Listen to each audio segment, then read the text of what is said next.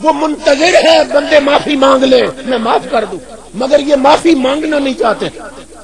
اسی فقیر کو اگلے دن کسی نے قبرستان میں روتے ہوئے دیکھا، درمیان بیٹھا تھا قبروں، چیخو پکار سے رو رہا تھا۔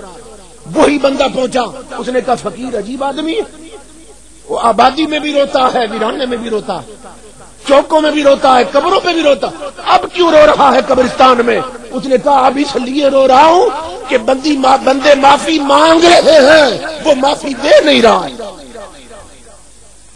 اب لوگ توبہ کر رہے ہیں مولا معاف کر دے، مگر وہ معافی دے نہیں رہا ہے۔ تو قبروں میں جا کر چیخنے سے پہلے بہتر نہیں اب سیدھے ہو جائے، عزم کر کے اٹھو۔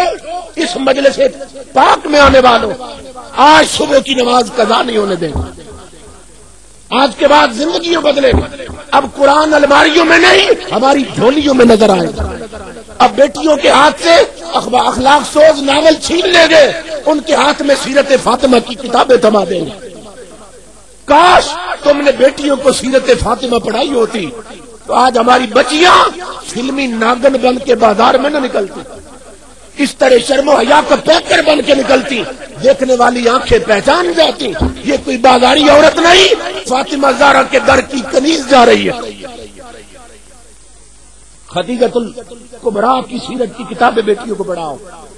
حیدرآباد دکن کا اسٹیج تھا، آخری بات کر رہا ہوں، حیدرآباد دکن کا اسٹیج تھا، ایک ہندو عورت تقریر کر رہی تھی، اس نے دوران تقریر مسلمانوں کی بھی گیدرنگ تھی، بہت زیادہ تعداد میں تھی، اس نے کہا مسلمانوں مجھے ایک بات کا جواب دو، 14 صدیوں میں تمہارے ہاں صرف ایک حسین پیدا ہوا، دوسرا حسین کیوں نہیں پیدا ہوا؟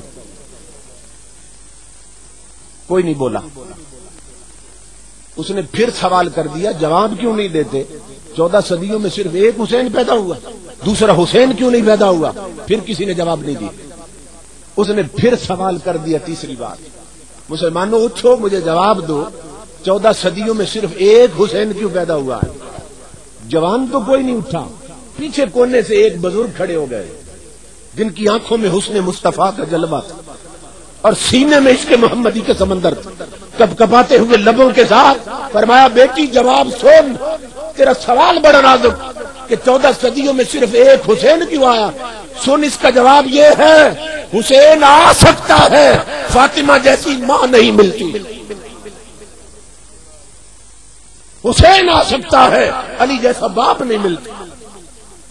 اگر باپ بازاروں میں آوارہ گردی کرے اور ماں انڈیا کی فلمیں اور ڈرامے دیکھے تو پیدا ہونے والے بچے ڈسکو ڈانسر بنتے ہیں، بازاری بنتے ہیں، اور اگر مائیں تہجد گزار بن جائیں اور باپ پرہیزگار بن جائیں تو پیدا ہونے والے بچے کوئی میر علی شاہ بنتا ہے، کوئی غریب نواز بن جاتا ہے۔ اس لیے امام الانبیاء کے غلاموں اپنے اصل مرکز کی طرف آؤ، اپنے رخ صحیح کرو مدینے کی طرف۔ اللہ ہمارے اس بھائی کو سلامت رکھے جس نے ہمیں سنگین حالات کے باوجود جمع کر دیا اور ہم نے اپنے آقا کا پیغام ایک دوسرے تک پہنچا دیا۔ اللہ پاک حضور صلی اللہ علیہ وسلم کے توسل سے حقائق کو سمجھ کر ماننے کی اور عمل کی توفیق عطا فرمائے۔